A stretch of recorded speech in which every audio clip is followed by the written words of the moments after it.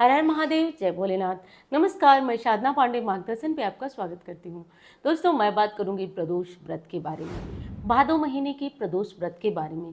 भादो महीने की शुक्ल पक्ष का प्रदोष आपको किस दिन व्रत करना है, पूजा का शुभ मुहूर्त क्या होगा और पूजा से जुड़ी हुई विशेष बातें या उपाय आप कौन सा कर सकते हैं।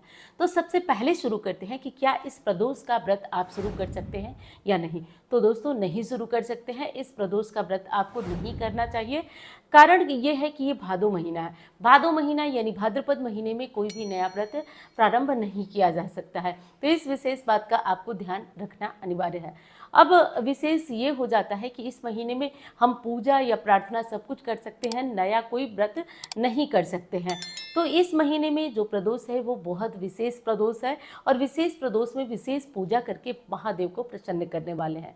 और देखिए, मैं कोई ऐसा उपाय बताती हूँ जिससे कि आप कम से कम समय में और कम से कम एक ही उपाय से बहुत सारी समस्याओं का समाधान किया जा सकता है। तो क्या और कैसे करना है, तो आज सारी बातें, विशेष बातें जान लेते हैं। भाद्रपद महीने का ये अंतिम प्रदोष है और इस प्रदोष पे शाम को प्रदोष काल में महादेव की पूजा करेंगे। महादेव की पूजा के लिए कुछ विशेष चीजें हैं जो कि मैं बता देती हूँ। दोस्तों, आप 11 बेलपत्र प्रदोष के दिन नहीं, उससे पहले तोड़ करके रख लीजिएगा और उसे तोड़ करके और साफ करके 11 बेलपत्र पे राम का नाम ले लीजिएगा। और पहले से बता रहे हूँ, नाग केसर खरीद के लाइएगा। नाग केसर क्या होता है, जैसे लौंग में चुंबकीय शक्ति होती है, नाग केसर उसी तरह का होता है। नाग केसर किसी भी मनोकामना के लिए अगर आप शिवलिंग पे चढ़ाते हैं तो देखते ही देखते आपका वो काम पूर्ण हो जाता है। और रही बात महादेव की, देखिए, जो धीरज और धैर्य रखेगा उसको इस धरती पे सब कुछ मिलेगा। और हाँ, धैर्य रखिए, धैर्य इतना रखिए ना, बनावटी चीजें कुछ दिनों में धुल जाती हैं, दिखाई नहीं देती हैं, लेकिन जिसके दिल में महादेव के लिए सच्ची श्रद्धा है, चाहे कितने भी दुख आए, वो शरण में गिरा रहेगा। और विश्वास मानिए, चमत्कार तभी होता है क्योंकि भगवान वो भी तो आपकी परीक्षा लेते हैं, छोटे छोटे रूपों में आपको तोड़ते हैं, तोड़ने का प्रयास करते हैं। और जब आप टूट टूट करके भी आप उनकी शरण में रहते हैं, बस वही चमत्कार का समय होता है। अब चलिए जान लेते हैं कि भाद्रपद मास के अंतिम प्रदोष का व्रत हमें किस दिन रखना है। तो दोस्तों, भाद्रपद मास के अंतिम प्रदोष का व्रत हमें 15 सितंबर को रखना है।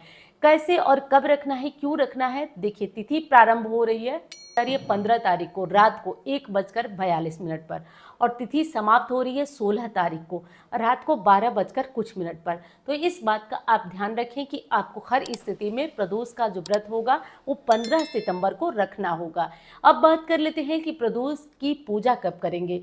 तो प्रदोष काल का शुभ मुहूर्त 15 तारीख को 6:08 से है, रात को 8:34 तक। तो इस मुहूर्त का ध्यान रखते हुए आपको अपनी पूजा प्रारंभ करना है। अब चलिए बात कर लेते हैं और कुछ विशेष।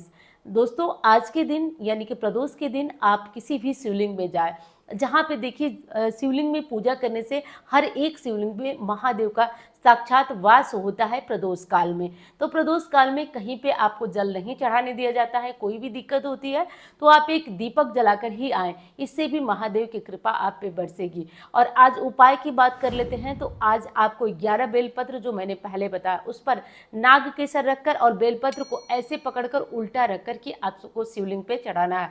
अंतिम बेलपत्र पर आप एक सिक्का रख दीजिएगा, नाग केसर और सिक्का रखकर चढ़ाकर अपनी मनोकामना करिएगा। अगर आपके काम पूरे नहीं हो रहे तो 4 महीने तक लगातार 11 बेलपत्र और नाग केसर जैसे आज चढ़ाए हैं वैसे 4 महीने तक लगातार आप चढ़ा के देखिएगा, काम पूरे निश्चित होंगे। लेकिन आप पूरे मन से, हृदय से, जैसे मैं बताई हूँ वैसे करके देखिएगा, निश्चित तौर पे आपके काम पूरे होंगे। तो चलिए दोस्तों, वीडियो पसंद आए तो लाइक करिएगा, चैनल को सब्सक्राइब नहीं किया तो कर लीजिएगा। धन्यवाद। हर हर महादेव।